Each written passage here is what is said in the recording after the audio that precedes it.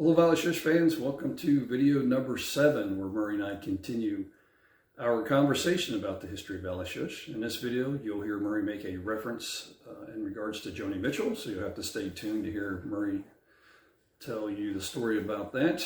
And the other thing that I did is I included some footage of Murray and I just talking before we got started on the official video, and Murray's got such a great sense of humor. I thought you'd get a kick out of that. And once again, I'd like to thank Murray for taking the time to sit down with me and share his memories of the ski resort. So without further ado, enjoy video number 7.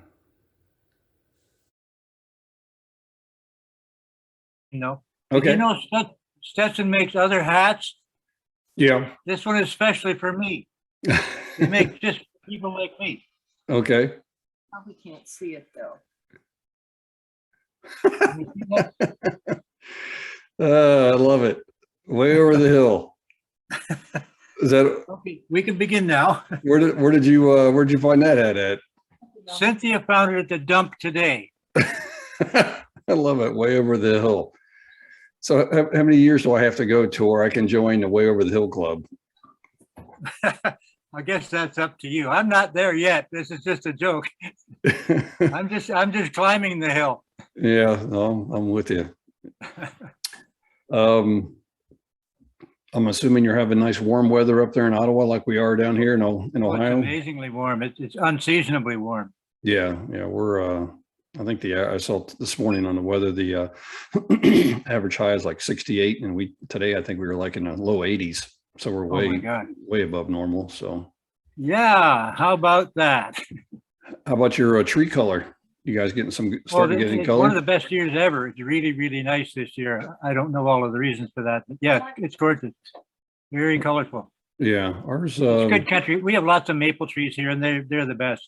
Yeah, they are. We we do as well. Have a lot of. I do on my property that I have here. I have a lot of maple trees, and yeah, they are.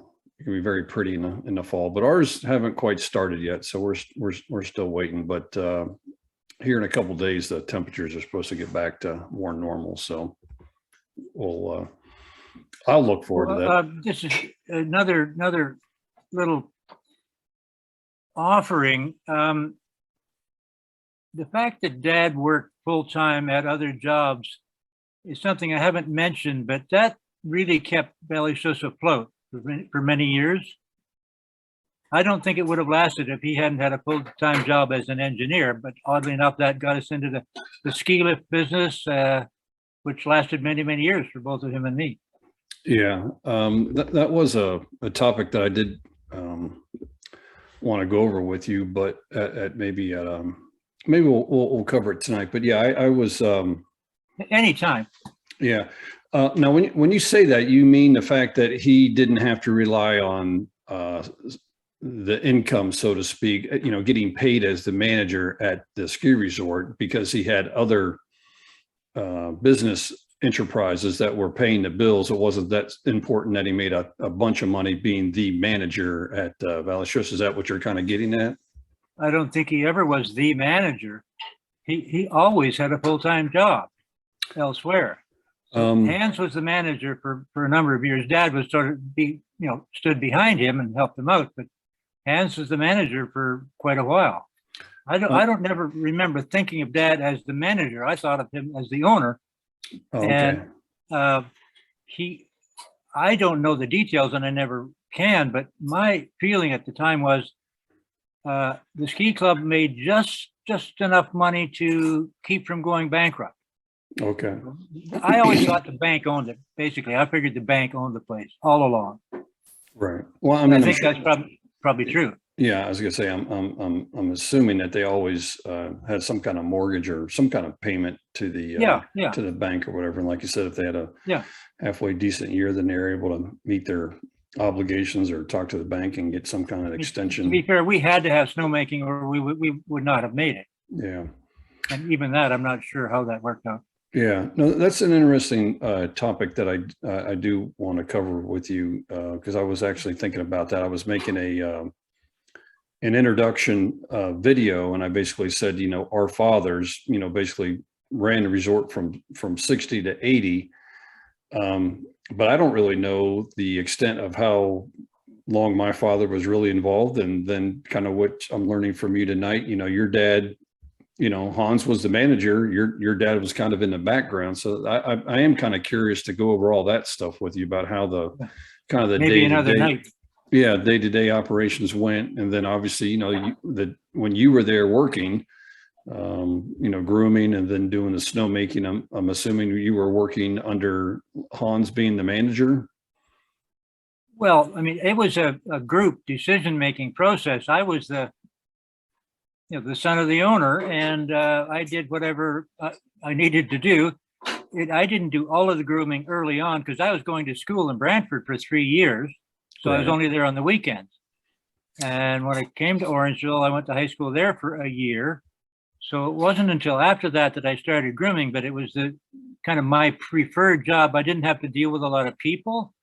And, I was good at it. I was very patient and could, take the cold, etc. So I was mainly the groomer, and I did everything else as well whenever needed.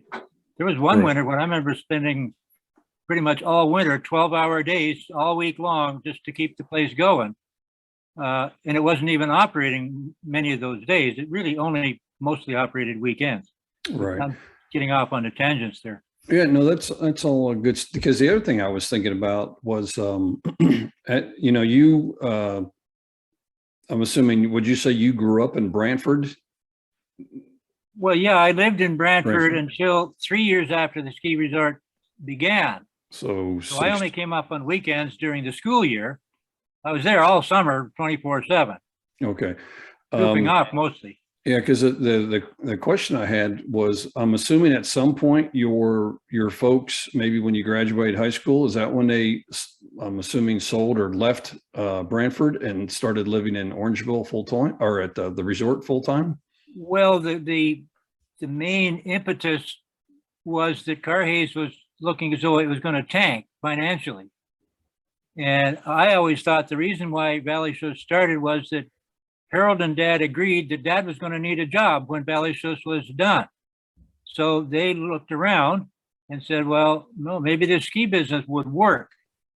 Oddly enough, Dad scurried around looking for work at the right time. This would be the year I lived in Orangeville and went to school there, I guess. I don't remember exactly, but we moved to Orangeville because Dad got a job working for this greening metal products company in Orangeville, which was, I think they called him sales engineer. He was selling crushing plants for gravel pits and whatnot, but he talked them into building a ski lift a year later for the son of one of the owners of that company who happened to have a ski resort just down the road from us. So that's where that lift you were talking about came from. And it was a really good lift. Anyway, I could go on and on and on about lifts. Like, actually, the lift business was a bigger part of my life than the ski resort for quite a lot of my life. Okay. And were those some of the lifts that your dad, I know how you kind of told me about some evolution of the lifts that was more that like he designed or more? Well, I don't know how much he was involved in this first lift that Greening Metal Products made for Doug Frid, the son of one of the owners of Greening Metal Products, who happened to have a ski resort next to ours. That lift was made at the behest of the owner, like Mr. Frid. He said, look, I want a T-bar for my son. Go ahead and design it. So whoever, I don't know how much Dad was involved, probably some, but this lift was designed, one of a kind, never another one built quite like it, with a fixed upper terminal, and down at the drive end, the whole drive platform slid back and forth, and it was driven by the counterweight. So the counterweight was at the bottom of the hill for that ski lift. Anyway, that was one lift. They decided to redesign and build another T-bar that they thought they could sell better or something. They weren't very good. Dad sold 3 or 4 of them, and they did not perform well. So they just tossed that set of plans, and somewhat at Dad's instigation, I think, Dad had already talked Timberland Ellicott in Woodstock into redesigning. There was a smart engineer named Dennis Williams there, and they redesigned the T-bar altogether, looked at, others, and designed this thing called the Skyway T-bar, which was much less expensive, somewhat less flexible, but a really good lift, and it sold like hotcakes. Okay. We Well- sold and designed lots of them. So what was the name of the, during this time period you're referencing, what was the name of the ski resort that was right next door to you that you're talking about? Well, Twin Hearths Twin, was okay. the name of the ski. It was a takeoff on some place in Vermont called Twin Hearths. I think it was a hotel or something. Okay, all right. Doug used to go skiing in Vermont, and he picked up on the name and brought it home, and he built this chalet, and he eventually had a fireplace with open on both sides so the skiers could, gather around it. Right. All right. Well, very interesting. All right. Well, if you're ready, let's go ahead and Sure. well, what I'm going to do tonight is finish up the photos that I had, and we'll kind of see how we're doing on time. And if we, I have one. Take a look at this. okay. You wanted to know about the bell? Yeah. Can you raise it up? I can't see it. Raise it up higher, a little bit higher. Okay. Yep. I can see it right there. Yep. Is that your mom? Yeah. I thought I recognized her. She had a hat fetish as well as Dad. They both Did your mom ever like knit or make hats? Oh, she had taken a millinery course in Saskatoon during the Depression. They didn't have the money to send her to university, so there were these courses available, and she took one, and she always made hats. Okay. Many of them. In fact, she sold a hat in Vancouver when she lived there in her old age that Joni Mitchell bought on the street in Vancouver. So No Joni Mitchell kidding. bought one of Mom's hats. Well, that's awesome. Little known fact. Yeah. Did when your mom passed, did she have much stuff that you inherited? Like me with all these pictures that I'm showing you. I mean, that was all stuff that my mother had accumulated and kept in her personal possession. And then once she passed, that was something that's how I discovered a lot of these photos. Did you get much stuff from your mother when she passed? I don't think I got much from Mom. I got lots of money from Mom. That was great.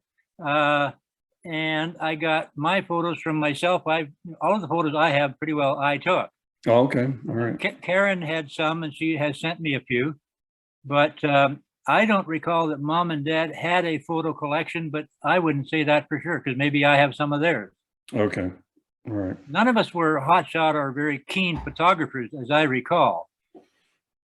Yeah, I know my probably my dad, but they were really into photography because like I told you earlier, I mean, my sister Ellen, my eldest sister, she said that we probably have close to 1,000 35 millimeter slides.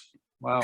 So my dad was really into the picture taking thing. So that's the nice thing. But it's so time consuming going through all those pictures. But thanks to Ellen, she did all that, and that's what we're gonna continue looking at, as well as some pictures that I have as well. So okay. All right. So we'll do the same thing. We'll end up here about 8 o'clock, and then okay.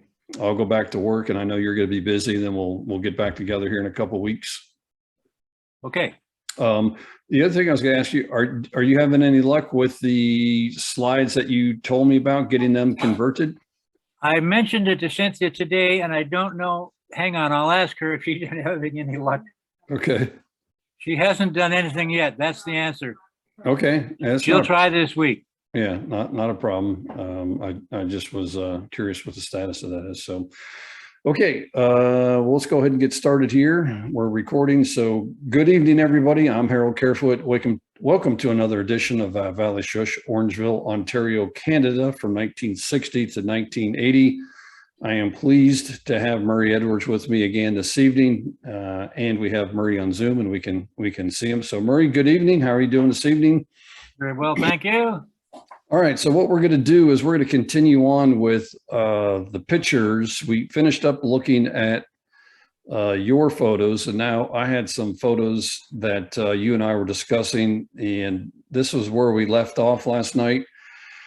And this was a picture that that really got me excited, because I think you had a very interesting description last night when you said I was like I'm trying to think how you said I was out looking for clues. I was, walking the Bruce Trail, and an archaeologist. I was looking for clues. So this is where we left off. So for everybody, I was walking the Bruce Trail, and I walked up on this part. I'm actually standing on the trail, And I was just looking around because it's a clearing, because like we spoke about on our last episode, the trail is pretty heavily forested.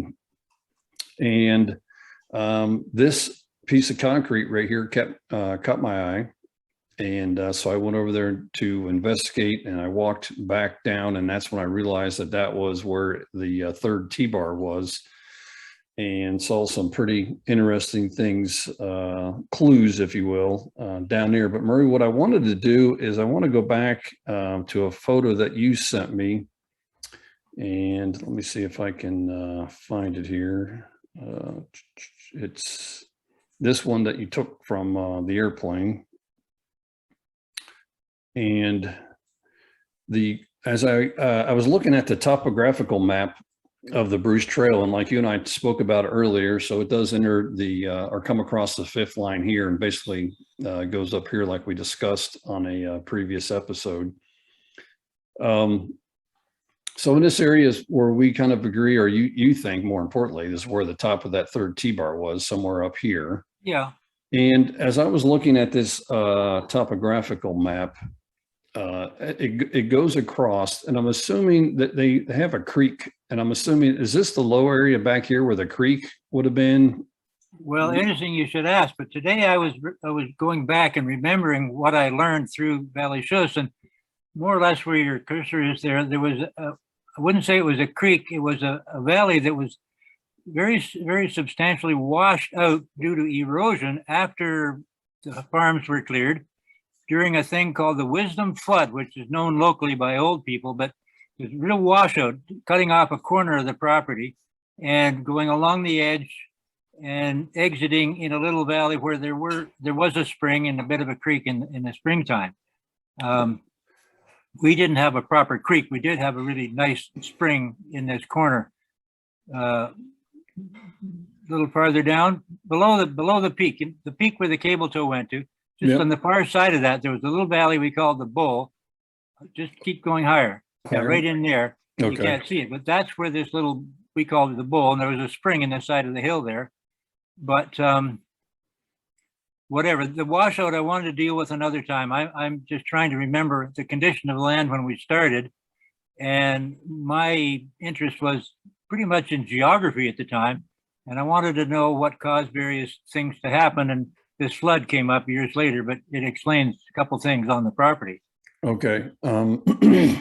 So anyway, the other thing that I had in mind, so the trail basically somehow goes over to the fourth line. So it crosses it goes back down. That ravine. Yep.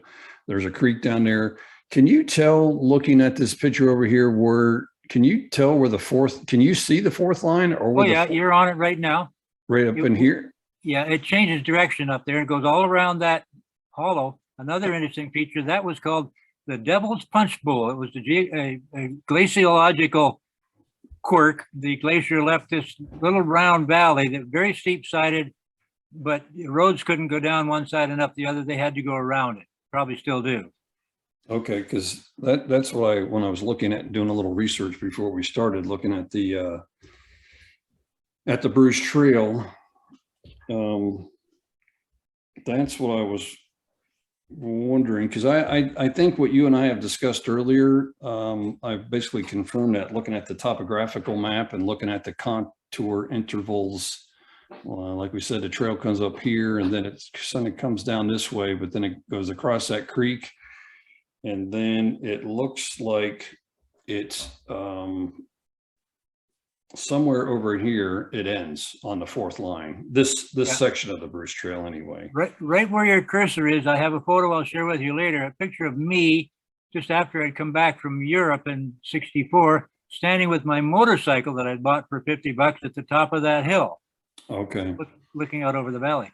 Yeah, if I'm looking at this this topographical map here and looking at the trail, it looks like this is where the Bruce Trail hits the fourth line. So somehow it comes across up here and then obviously back down here to the fifth line. Yeah. So I do remember I did drive down the last time I was up there. I did drive down the fourth line here and I did see where the the signage was for the Bruce Trail. So, all right, well, that's good, because that's kind of what I was thinking, that this is where it ended based off this topographical map, looking at this higher terrain here. So that makes me feel a little bit better about what I'm looking at. So, all right, well, I know we're kind of going deep in the weeds here for all of our YouTube fans. So I'm going to go back to our other pictures. So like I said, this is where we left off last night, and we're going to keep moving on. Hey, look at that picture. Well, me with a mustache, Look at you. I guess. I don't know who the man is. That Hans? It's got to be. That's who it looks like from other pictures you showed me. Yes, with a bottle of beer in our hands. Gosh. That was in the house at the top of the hill. And that's your mother, right? Yep. Yep. That's Okay. Mom. Good grief. So that is at the top of the hill. You know that for sure? That's the fireplace that was built in that amazing house. Yes. It was behind them, that brown brick. Okay. Now, was that on the main floor? Yeah, it was quite an amazing house. The main floor, there were fireplaces on the ground floor and the main floor, but that's the main floor. I think now, I could be wrong. It could be the ground floor. Okay. Can't tell from that picture. Have any guess on what year this might be? So if it was the house on top of the hill, what year did your dad end up building that house? I don't know exactly. I'd have to think about that and take some notes, but I put it at after 1970. But even that, I'm not absolutely sure, Harold.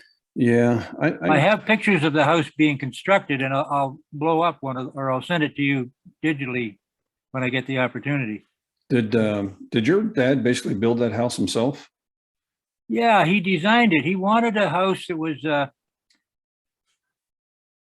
post and beam, I guess you could say, one that did not have to have studs all the way around. Right. Because he was in the window business, all along, and he could get these huge windows from Bob Hunt, who worked at Carhays. More about him later, but the wall on that house facing out, both the ground floor and the top floor, was all glass. It was the most glassy wall you'd ever imagine. No, I remember it. It was very amazing impressive. house, yeah, it was. Especially like you said, for back then. I mean, it was unheard of to see windows that were that big. And, yeah, right. You got the biggest ones you could get. Well, that was a straw house too. You didn't know that, but it was built of straw. No, I did know that. I remember your dad showing me those panels. Okay. Which so that was the first house ever built without those panels.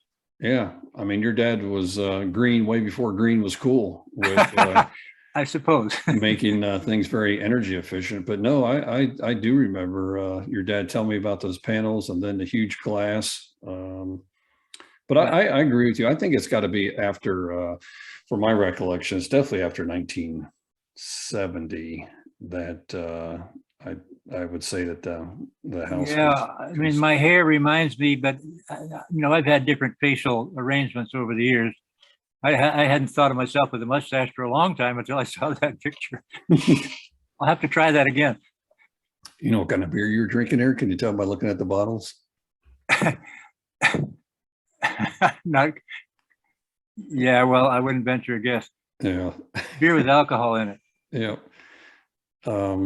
Yeah, it's a good picture. So that's my mom. Then obviously that's you, Murray, and then we pretty sure this is Hans. So they must have after a day of, it looks like the day of skiing, they probably came up.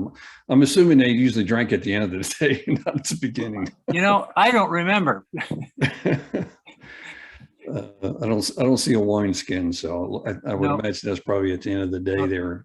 Dad was a beer drinker. I mean, to drink other things, but I remember him saying, this is me learning at my dad's knee how to be a beer drinker. And he'd say, well, it's beer. They're all the same. Just have a beer. Yeah, yeah. Do you recognize like these? Looks like, are these just photographs on the wall back here? Don't know. Good grief. Yeah, they're not clear enough. The one in the middle could be the Bella Coola River, where I lived when my daughter was born. That would be 1974, but I wouldn't say that for sure. Yeah, that's interesting. It looks as though it was planted there on the wall. Hmm. Now, okay, behind my head is a baby's crib. Oh, yeah, right. That would be for my daughter, Heather. Okay. So Heather was born in 74. So this is soon after that. Okay. Yep. Which makes sense. All right. Yeah, that's- to be honest, I wasn't sure that Hans was around that long, but again, I was not part of the formal part of the business. I was just the kid that was always doing stuff. Even at that age, I decided early on I did not want to be in a management position. I did not want to run a ski resort, and that affected my career. And I did run a few smaller ones after that, but I never really wanted to make a career out of it. Gotcha. Okay.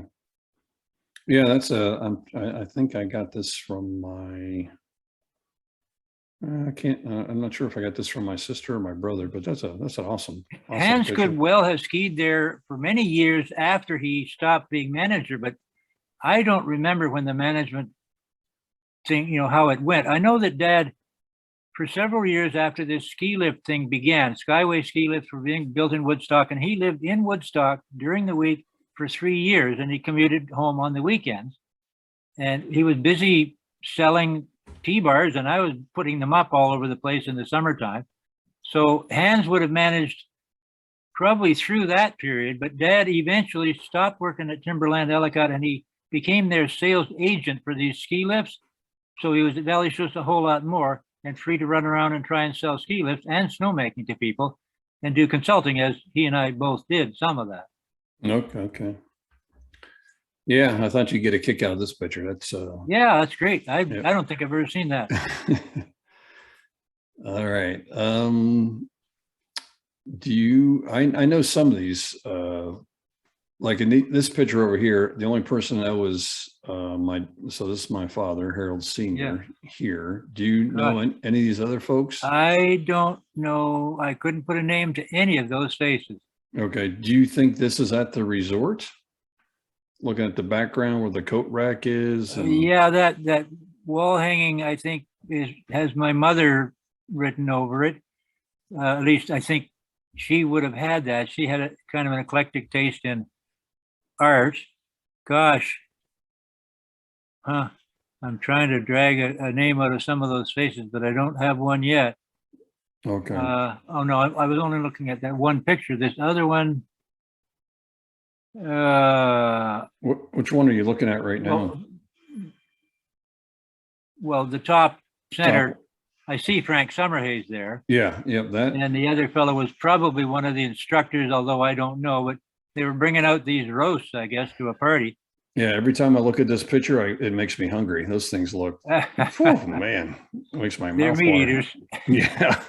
I think this might, so obviously this is Frank Summerhays, who my dad was doing some business dealings with him with Carhays. This is my mother. Oh, okay. I don't know who this gentleman is, but I think this may be Mr. Davidson. He was friends of my mother and father, and his wife actually did. And I think you've seen a sketch that she did of the chalet. Okay. That I think I sent you, but Yeah. I think that's who that is. But obviously, this is the kitchen in the chalet. And yeah, after we were talking last night, it looks like this behind the box here. It looks like you might have had your ladder in, because we were talking about that. That looks like the ladder. Yeah. Yep, I see. I could get it down, up and down in about half a second. I see cases of Coca-Cola here on Yeah, and that's the exhaust fan on the other side of the exhaust shroud. Yep, over here. Yeah. Okay. But oh my gosh, yeah, every time I look at that picture, it makes me hungry. So that big can opener, I opened a lot of large cans with that can opener.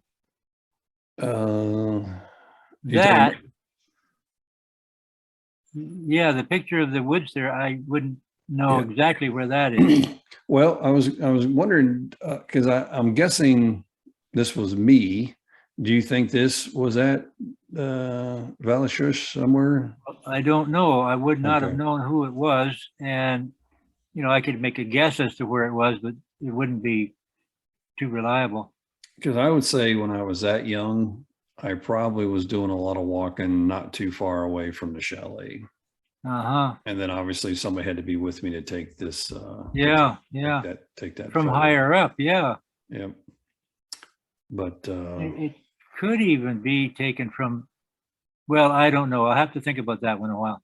yeah, I'm taking a claim to fame on Okay, another picture. I'll claim I took it. How's that? But this is a great picture of my dad. Yeah, It looks like they were having a good time wherever they were at. yeah. I'm not sure what they're, some kind of liqueur, or maybe wine or something they were drinking there. But Yeah, I couldn't even say for sure it is the chalet, but it could be. yeah, I don't These really. people, to me, at that time still, they were all old people and I didn't hang out with them all that much. Yeah, I'm wondering if this was when you said my father went over to Europe. I'm just wondering if this was somewhere over in Europe. That could be. So The wall hanging maybe would suggest that it looks like medieval people in skirts and armor. right, yeah. Because I just don't remember this like coat rack pegboard. No, I don't. Not from And my experience. I don't. Yeah, really, it could well be Europe. Yeah, I don't really remember the shiplap or whatever this stuff is on the wall, and this looks like a door right here. So Yeah. but that certainly would look more European to me. But Yeah, I think so. all right, let's see what else we got here. Oh, I wanted to show this to you. This They're really, at the airport somewhere.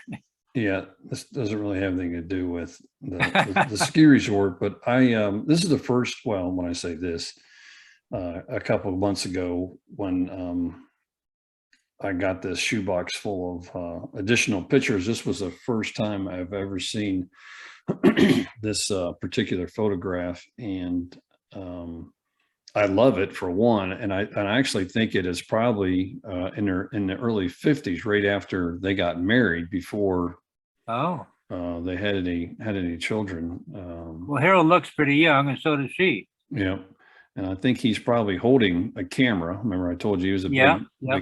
big camera guy there, Yeah. and so I have no idea where this picture is at, but I love this picture. Obviously, it's black and white.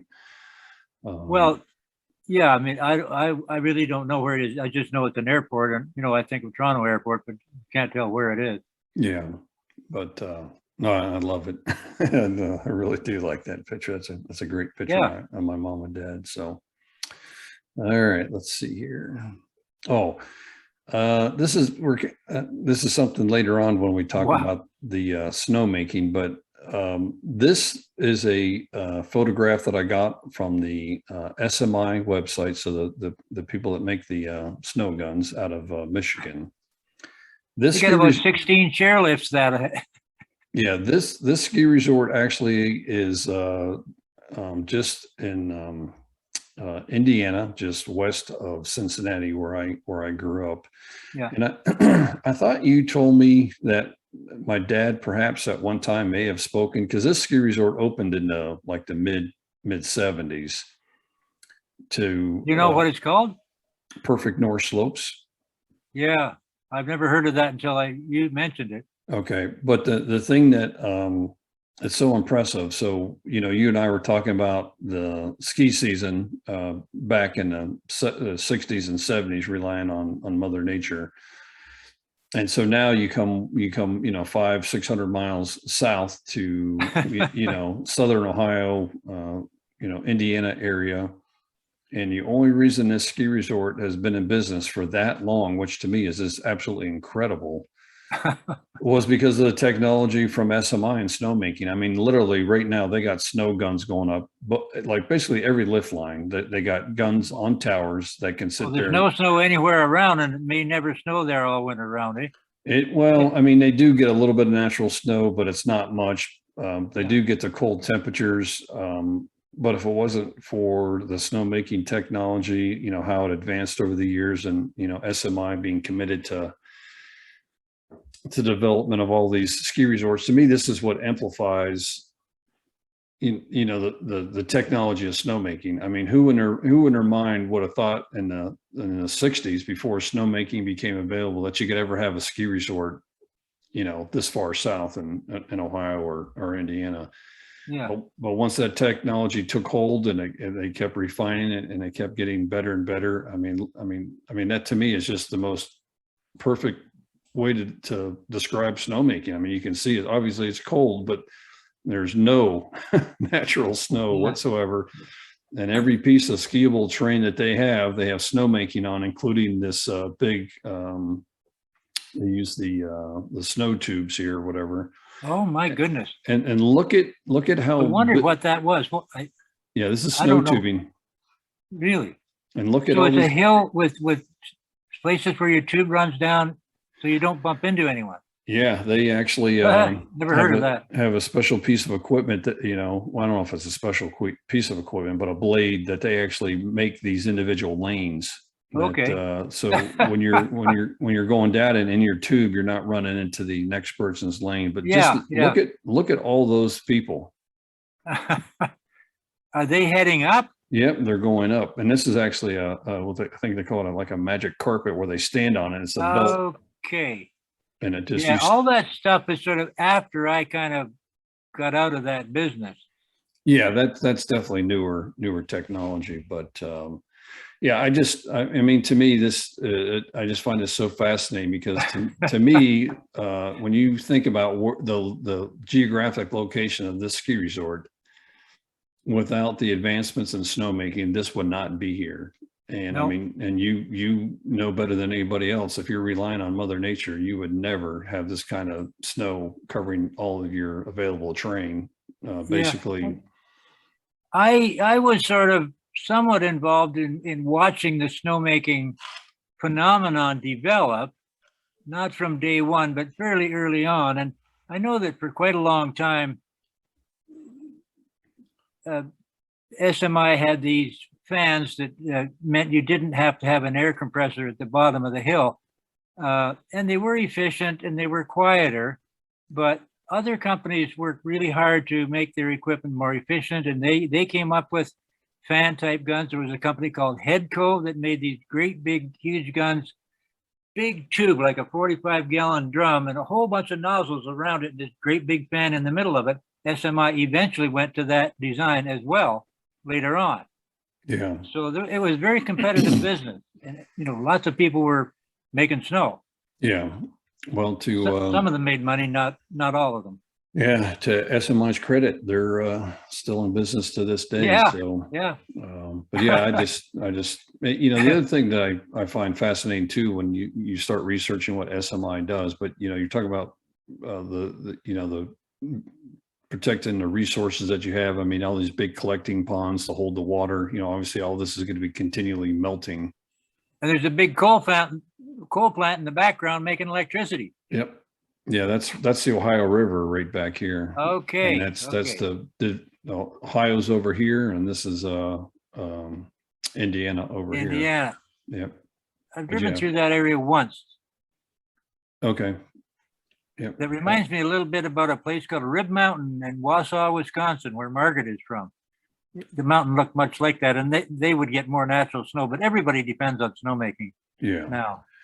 All right, I'm going to move on to the next picture. This, I showed you this earlier, but it was kind of hard to see, but this is the original contract. Savio Palmolift Enterprises, pardon me for interrupting. Yep, yeah. So this is the original contract for buying the Palmolift. My gosh, their head office is in Calgary, Alberta. I didn't even know that. But they're going. This is over 60 years old, and I mean, this thing is like in pristine condition. It was probably preserved in the same area that the Stetson. Yeah. But when I ran across this, I was just blown away because I mean, there's just page after page of all the details about the contract and blah blah blah. Oh, so you have that too?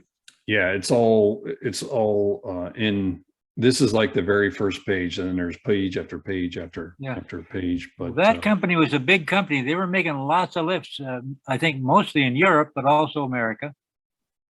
Palm lifts were everywhere. yeah. The other thing I found interesting is, my dad paid cash. Well, So that was $18,950 in wow. 1960.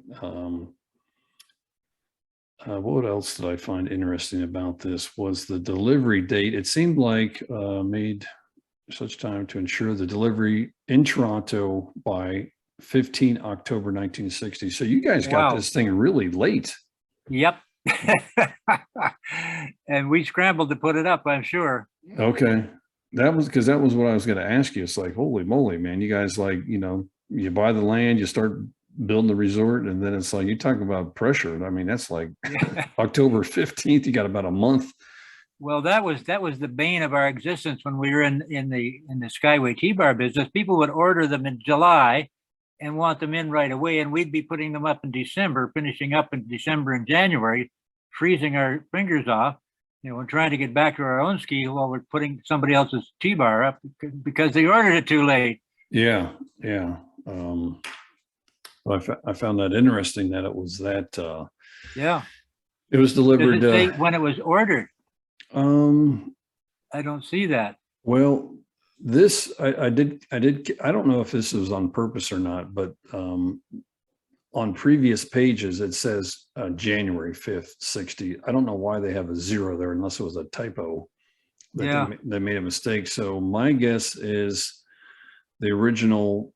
So do you remember when they purchased the land? What time? Well, it was not before January 5th, I'll tell you. It was in April or May or something like that. Okay. That January 5th, I don't know what that means, but I have pretty sure that it could not have been ordered by that at that date. Okay. I'm gonna see if I got enough cord here to go grab the contract.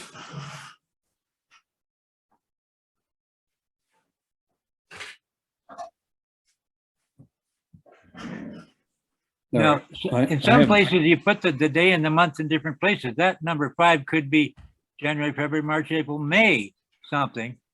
Well, 1960. yeah, on a subsequent page, like on page 2, it says 1/5/60. And then, oh, wait a minute, on page 2, it says 2/5/60. 1st and 2nd of May, 60. That adds up. The third page says 3/5/60. So maybe the numbers are the page numbers, and then it looks like the month stays the same. So it looks like May. Looks like May of 60. That sounds reasonable. Okay, because Still, it took 5 months to get the lift there. Yeah. Okay, it looks like that's how they did it. They numbered the pages, but it was always May of 60. May of 60. Yeah. So all right, well, we figured that out. So Yeah. yeah, that's how they did that. But I always thought they were a French company, but I'm not sure of that even. okay. But yeah, when I ran across this, like, wow, this thing is in pristine. I met John Palmagulski. He spliced our cable. Did he? Yep. I mean, I think he must have come to America every now and then, and I don't know how much cable splicing he did, but I know he was there when it happened. I'm not sure he spliced it, but I do remember him being there, and I probably met him, but I don't remember that. I was only 16. Do you remember, were they selling many of these lifts, between the United States and Canada? I would be willing that they were selling dozens every year in the United States. Okay, so it would make sense why he was over here then. He was selling a lot of lifts. Yeah, well, Blue Mountain up in Collingwood, Joseph Weider, he was an Austrian guy, but he owned Blue Mountain, and he had the palm lift agency for Eastern Canada, maybe all of Canada. He had a chairlift in 1960. Dad and I skied on it. We didn't, but we had bought a pommel lift, and there was another big pommel lift at Blue Mountain at that time. So everybody was building ski hills, and pommel lifts were less expensive than T-bars, and in some ways easier to ride, but they were quite common. Where was Blue Mountain when you reference Blue Mountain? Well, it's on the Niagara Escarpment, where the Niagara Escarpment gets relatively high up on the west side of Georgian Bay, south end of Georgian Bay on the west side. The escarpment is 800 or 900 feet vertical. And that's for Blue Mountain, Craigleith, a private club, Alpine, a private club, Georgian Peaks, the highest of all. I think they had claimed maybe 700 or 800, maybe even 900 feet vertical. That's where Hans's brother, Ernst, was a racer. He won some medal in Squaw Valley in previous Olympics. So he came as part of a group of skiers who were trying to make their living racing around the world. And they had professional races. The first one in Canada, to my knowledge, was at Georgian Peaks. We went to it.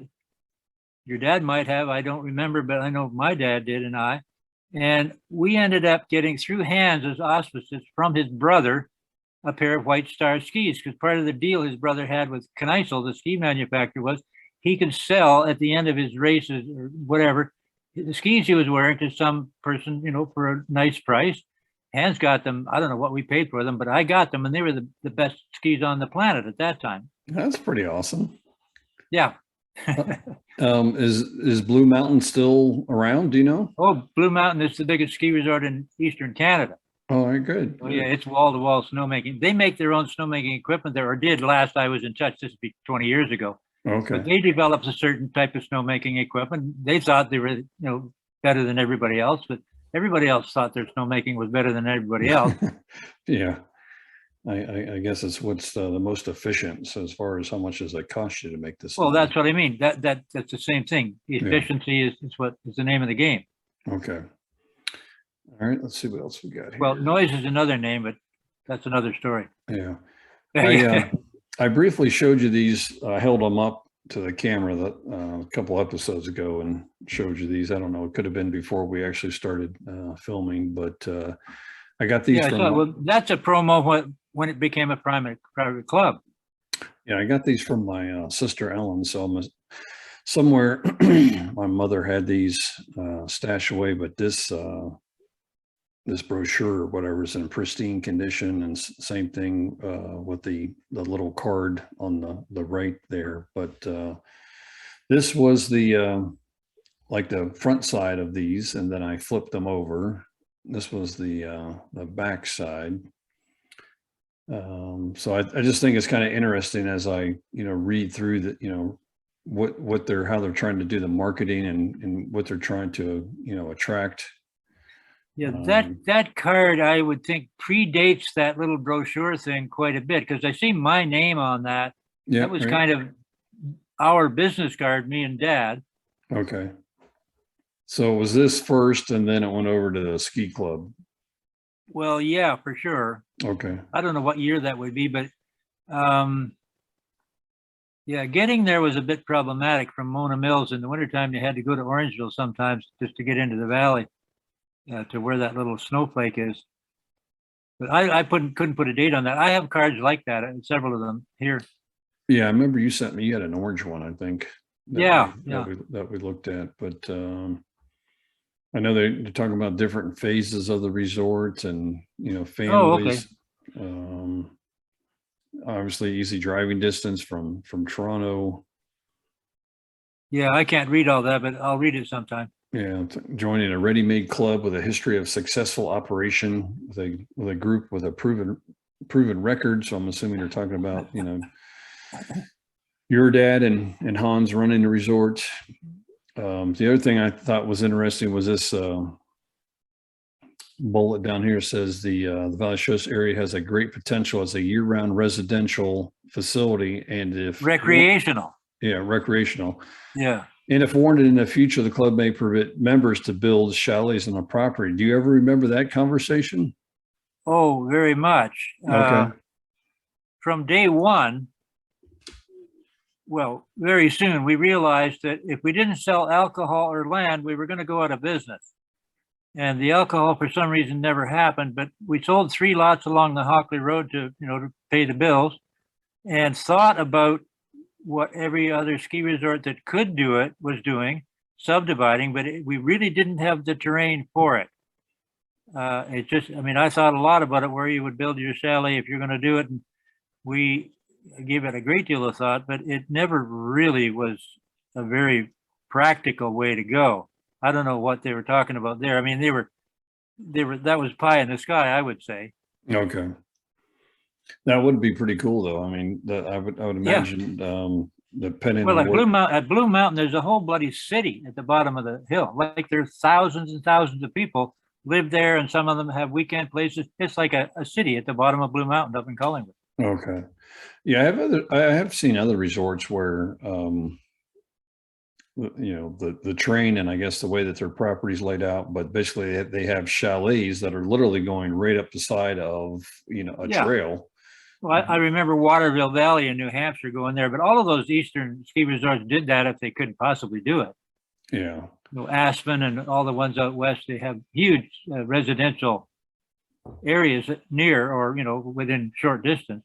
Yeah. No, I could definitely see how that would help out on the financial part, being able to sell, Yeah. sell lots or Well, whatever. as it happens, the private club lasted a while, but then the chalet burnt down and kind of took the fun away. Yeah. All right. So this next picture is, if you open up the brochure, it was 3 panels. So there's 1, 2, 3 panels. And I just love this rendering. Whoever sketched that, I think this is so cool. I mean, you think of an artist in a way that, somebody comes up to him and says, hey, look, here's what we're trying to do. But Well, it's just, fairly accurate. When the chalet, the chalet itself is pretty accurate. It's bigger than it should be, but the trails are semi-accurate, we'll say. yeah, no, I just thought whoever did it, there again, somebody had to give them an idea, a sketch or Well, whatever. there was a whole business of people who made these amazing brochures, like taken from somewhere up in the air. I used to go over them, religiously. I knew the pictures of all sorts of places in the United States quite intimately, and that it would be the same kind of a technique. It looks really good. Yeah, it does. When I saw this, Yeah. that is really, so it looks like this was probably the main lift line, right? I see it, which looks like T-bar or whatever. Yeah. Going up here. And I thought I saw something on the backside over here. It looks like they had a lift. So I'm assuming that was probably like the 3rd T-bar that you referenced. I suppose it was there in that. Yeah. I don't know when it went up, but maybe when it was well, I think it went up partly because the private club people, they wanted more lift service terrain, they called it. Yeah. And this may have been in the sketch because they were talking about, as far as one of the phases moving to a chairlift. So in this rendering, it may have been a chairlift, but that could have been a chairlift, but it ended up being a T-bar. Yeah. But no, yeah, it's very well done. Yeah. I mean, I was just amazed at the pristine condition of the whole brochure lasting, probably 60 or 50 well, plus it was years. tucked away in the shoebox for a long time, right? Yes, it was. Yeah, this is what I was looking at. If you look down here where it says phase 2, the construction of a chairlift, opening of new trails, the purchasing of new snowmaking equipment.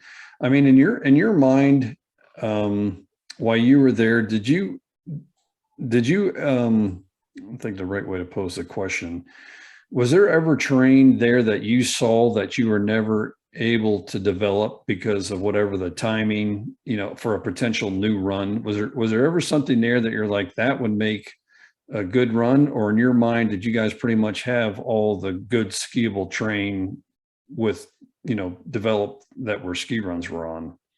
I can't tell you how many thousands of hours I spent walking around that place, imagining where we could put a ski lift of one sort or another. Like thousands of hours just walking around dreaming about what we could do. The chairlift was always, the next big dream. That didn't happen. The T-bar worked pretty well. Lots of hills, but the sad truth about Valley Schuss was there was no one place where you could go from the top of the hill to the bottom with a consistently even intermediate level of trails, let alone expert. It was not really a good place for expert skiers. You could imagine that, and there were some short, steep trails for sure. The Wildcat and the Pussycat and other sections, but they were like 150 feet vertical, maybe, which isn't bad when you think of Midwest standards. But that was typical in Ontario. I mean, Blue Mountain was different. They had about 600 feet, which were fairly same grade all the way down, but we didn't have that kind of terrain. So there's Okay. always somewhere where you were going slowly on any trail. Right, right. Okay. Because I was just curious when they said opening up new trails. I didn't know if if they had like, oh, this section we could do this or do that or Yeah, what. well, there were small sections where that could have been done for sure, but the business I don't think was able to generate enough money to make that happen. I don't know what would have happened to the private club if the chalet had not burned. I don't know. Okay. All right. Well, we're getting pretty close here to the end. There is something I've been wanting to look at. I figured you get a kick out of these pictures. Well, that I guess is the thiokol that I spent thousands of hours driving. Yep, There was another machine looked a lot like it, called a Nodwell, but that was the thiokol, and I don't have thiokol Sprite. Yeah, I spent a lot of time in that machine. Yep. I remember this particular machine. I was up there. I can't remember which winter it was, but I remember I bugged your dad relentlessly. And I finally got him. If I had a different picture, I could explain to you where we went. But we finally got to a place. Could you put 3 people in here? Yeah, two in seats and one on top of the engine. The engine was kind of a center of the thing, but you could put 3 in, yeah. So I think it was your dad was driving, my dad was the passenger, and I was sitting on the middle. And then we went driving somewhere, and I think it was probably because I was bugging my dad, and he finally said something to your dad. So we went somewhere, and then we stopped, and I finally got to drive that thing. But I don't know where I got that bug, like we talked about in a previous episode. Why wouldn't you? You're a young boy. Yeah, well, I'm just, I mean, this is before I became a heavy equipment operator in the Army, and it's just, there must have been something in my blood that I was just so fascinated about mechanical things. But I just remember I was relentless on. It's like, well, this is interesting. That thiokol, I don't know why, does not have a blade on the front of it. And I remember driving it always with a blade on the front. Okay. Yeah, I think that may have been just after it was delivered and before we got a blade on it. Gotcha. That's interesting. I always used the blade. It was pretty rudimentary, but way better than the Bombardier. Okay. Do you know what this placard or what this? Yeah. Thiokol Chemical Company, probably. Okay. Thiokol, Medford, Oregon. It's what I'm not reading it. I just have that in my memory. Okay. I know that's where they were built. Yeah. Well, I may be wrong there too. I used to know the names of these various manufacturers and where they were built, but that's interesting. I thought it always had a blade on it. Okay. Yeah, this is probably the same picture we saw before where they had the nice rows. There's my ladder. Yeah. Yep. Going up. Yep. And then I thought this was an interesting picture. Do you think you were up in the airplane and took these pictures of your dad's place? Yeah. Yeah. Okay. I planted those trees too. Okay. Yeah, that looks like a nice winter day. So that's probably the mid-70s time frame. Yep, likely. There's the straw house. Yeah. All right. I think we got like one. Yeah, this is our last one, and we'll wrap it up. So there's a nice one of the chalet. Yeah. Wow. And a pickup trunk in front of the shop. Yeah. Yeah. So I think probably the same day that we took the picture of the front of the thiokol, probably walked up here and took a picture of the snow. Probably, guns. Yeah. So this definitely was in the mid-70s once the snowmaking started. Yeah. I can remember having 4 or 5 of them running all at one time, and we were pretty excited when we got them all running together. Do you remember how many snow guns you had total? Well, I think we maybe had a total of 4 at the maximum. I couldn't say that for sure. Was that about the capability of as far as how much water? Well, yeah, the river was like a mile almost from the top of the hill, well over a kilometer. But I know we had a 75 horsepower motor in the pump house down at the river that got the water, I guess, all the way to the top of the hill. We didn't have an intermediate pump, but that was pumping up through a 6-inch pipe up to the parking lot, and then smaller 4-inch pipes to the top of the hill. And to be fair, when the guns were not pumping out a large amount of water, you could run 4 guns. But if it was cold and you had to turn the water up, you just had to turn a gun off because you didn't get any water at the top of the hill. Okay. A gun would starve and you'd end up with the darn thing covered in ice. Gotcha. All right. Well, we'll cover these pictures more in depth, but Yeah. looks like we're coming up on our hour there, Murray. So it was a great pleasure talking with you this evening. That pretty much finishes up the batch of photos that I have. So We'll get some more for you. Yeah. So between you and I, we've covered quite a few photos, and we'll continue our conversation with the ski resort. But thanks so much, and have a great evening. And I'll be talking to you again. Okay. Mm-hmm.